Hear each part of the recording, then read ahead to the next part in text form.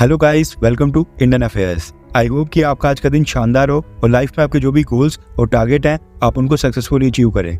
बढ़ते हैं पिछले 24 घंटों की सबसे इंपॉर्टेंट टॉप 10 अपडेट्स की तरफ और आज के दिन की शुरुआत हम एक गुड न्यूज़ के साथ करेंगे। आज की सबसे पहली अपडेट आ रही है भारत के फॉरेक्स रिजर्व्स को लेकर। पिछले कल रिजर्व बैंक ऑफ इंडिया ने देश के फॉरेक्स रिजर्व्स का लेटेस्ट डेटा रिलीज कर दिया है। आरबीआई के डेटा के मुताबिक पिछले एक हफ्ते में भारत के फॉरेक्स रिजर्व्स में $9.69 बिलियन की बढ़ोतरी देखने को मिली है, यानी कि ऑलमोस्ट $10 बिलियन हमारे फॉरेक्स रिजर्व्स बढ़ गए हैं। रिपोर्ट के मुताबिक अब भारत के टोटल फॉरेक्स रिजर्व्स $668.5 बिलियन पहुंच गए हैं और ये ऑल टाइम हाई फिगर है, यानी कि इतिहास में आज की डेट में भारत के पास सबसे ज्यादा फॉरेक्स रिजर्व्स है। पिछले हफ्ते भी भारत के फॉरेक्स रिजर्व्स में $5 बिलियन की बढ़ोतरी हुई थी। इतनी तेजी से फॉरेक्स रिजर्व्स के बढ़ने के पीछे कई सारे कारण हैं। भारत में एफडीआई काफी तेजी से बढ़ रही है। इसके अलावा आरबीआई की इंटरेस्ट और डिविडेंड इनकम भी काफी तेजी से बढ़ रही है। भारत के एक्सपोर्ट्स में वृद्धि हो रही है और इसके अलावा रेमिटेंसेस भी फॉरेन करेंसी एसेट्स को बूस्ट करने का काम करते हैं। पिछले हफ्ते ही आईएमएफ ने बताया था कि साल 2024 से 25 वित्त वर्ष में भारत की जीडीपी ग्रोथ रेट 7% होगी। Stock markets all time high touch कर रही हैं और भारत की अर्थव्यवस्था को लेकर लगातार पॉजिटिव न्यूज निकल कर आ रही है। आई होप कि आगे भी ऐसा चलता रहे। आज की सेकंड अपडेट आ रही है भारत और बांग्लादेश को लेकर। जैसा कि आपको पता है कि बांग्लादेश में स्टूडेंट्स और सरकार के बीच सरकारी नौकरियों में रिजर्वेशन यानी कि आरक्षण को लेकर काफी संघर्ष चल रहा है। वहां पर कई सारे वायलेंट प्रोटेस्ट हो रहे हैं, जिनमें अभी तक वहां पर 105 लोगों की जान चली गई है और बताया जा रहा है कि 5000 से भी ज्यादा घायल हो गए हैं। मगर इस चीज से अब भारत की सरकार भी टेंशन में आ गई है। दरअसल बांग्लादेश में इतने वायलेंट प्रोटेस्ट हो रहे हैं और भारत के 8500 स्टूडेंट्स और 15000 इंडियंस इस समय बांग्लादेश में फंसे हैं।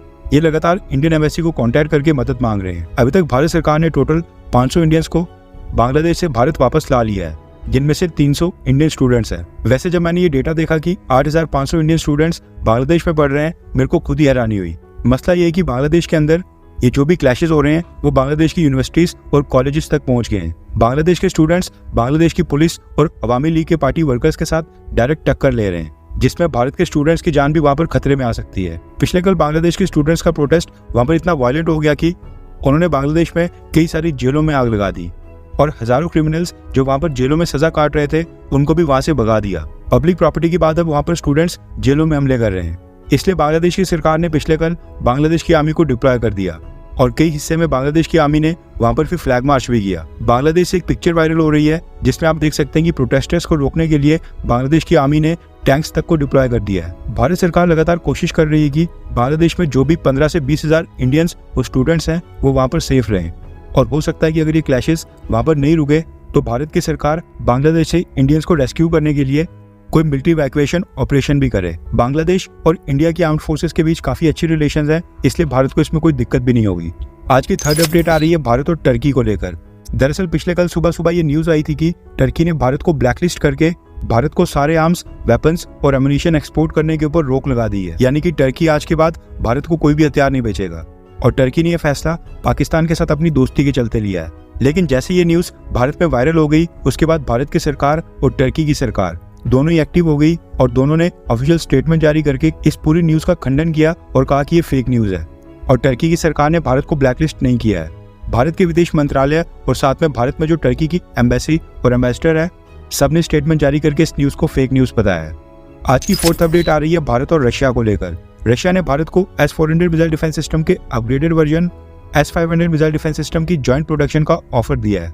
रशिया चाहता है कि वो भारत के साथ मिलकर भारत में ही मेड इन इंडिया के तहत S-500 missile defence system manufacture करे और इससे भारत को सप्लाई चेन के इश्यूज के कारण डिलीवरी भी टाइम पर हो पाएगी। रशिया का जो S-500 मिसाइल डिफेंस सिस्टम है उसकी रेंज 600 किलोमीटर की है और वो अप टू 2000 किलोमीटर के ऑल्टीट्यूड के ऊपर टारगेट को डिटेक्ट करके हिट कर सकता है। S-500 मिसाइल डिफेंस सिस्टम बाकी सभी तरह के मिसाइल्स के साथ साथ एक ही समय के ऊपर 10 इंटरमीडिएट रेंज वाली बैलिस्टिक मिसाइल्स और उसके साथ ही हाइपरसोनिक मिसाइल्स को भी डिटेक्ट करके न्यूट्रलाइज कर सकता है। न्यूज निकल कर आ रही है कि प्रधानमंत्री मोदी जब रशिया के दौरे के ऊपर गए थे उस दौरान उन्होंने रशियन प्रेसिडेंट व्लादिमीर पुतिन के साथ इस बात की नाराजगी जताई थी कि भारत ने साल 2018 में रशिया के साथ S-400 मिसाइल डिफेंस सिस्टम की डील साइन की थी और अब समय खत्म होने के बाद भी भारत को 5 में से 3 यूनिट से डिलीवर हो पाई हैं।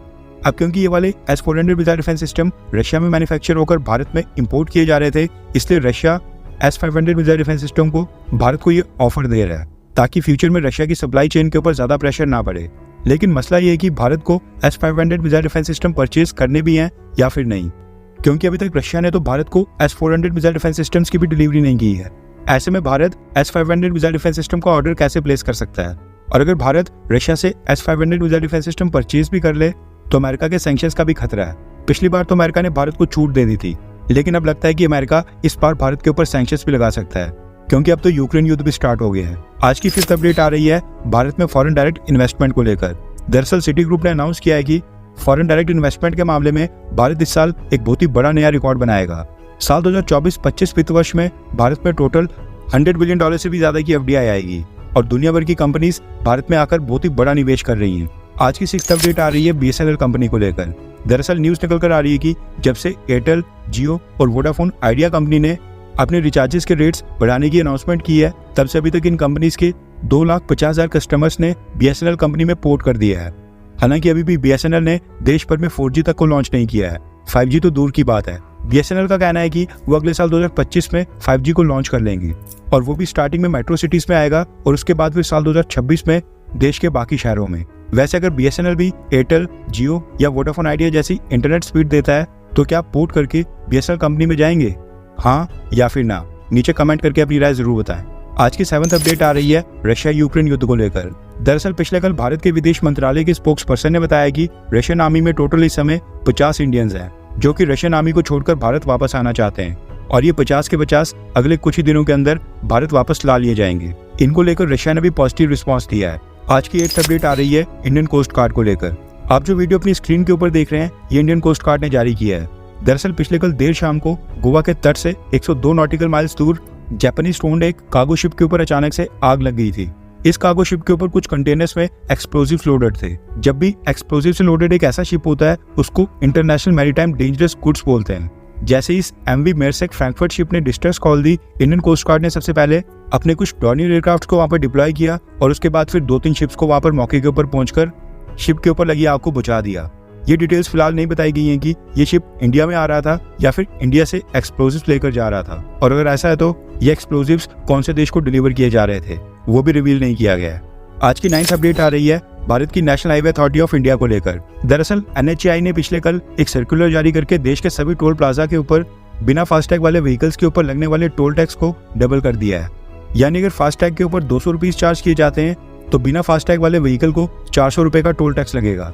National highway authority of India का कहना है कि बिना फास्टैग वाली गाड़ियों के कारण टोल प्लाजा के ऊपर काफी रश और हैवी जाम लग रहा था, क्योंकि बिना फास्टैग वाली गाड़ियों के नंबर्स सिस्टम में मैनुअली पंच करने पड़ते हैं और उसके बाद ही स्लिप जनरेट होती है। इसके कारण टोल प्लाजा के ऊपर काफी जाम लग रहा था और अगर सभी गाड़ियां फास्टैग यूज करेंगी तो टोल प्लाजा के ऊपर लंबी लाइन नहीं लगेगी, इसलिए उन्होंने ये फैसला किया है। आज की 10th अपडेट आ रही है अमेरिका की major defence company Lockheed Martin को लेकर। न्यूज आ रही है कि पिछले कल लॉकहीड मार्टिन के ग्लोबल CEO जिम टेलसेट ने प्राइम मिनिस्टर नरेंद्र मोदी के साथ एक मीटिंग की। भारत को MMRCA 2.0 कॉन्ट्रैक्ट के तहत 114 फाइटर जेट्स परचेज करने हैं और उसके लिए लॉकहीड मार्टिन ने भारत को अपना F-21 फाइटर जेट ऑफर किया है। रिपोर्ट्स आ रही हैं कि लॉकहीड मार्टिन के CEO ने प्रधानमंत्री मोदी के साथ मिलकर इसी डील को पुश किया है और वादा किया है कि उनकी कंपनी आगे चलकर मेड इन इंडिया के तहत भारत में अपनी मैन्युफैक्चरिंग को और बढ़ाएगी। लॉकहीड मार्टिन ने स्टेटमेंट जारी करके कहा है कि भारत का जो make in India, make for the world का जो सपना है उसको वो सपोर्ट करते हैं। आज के लिए बस इतना ही। जय हिंद, वंदे मातरम।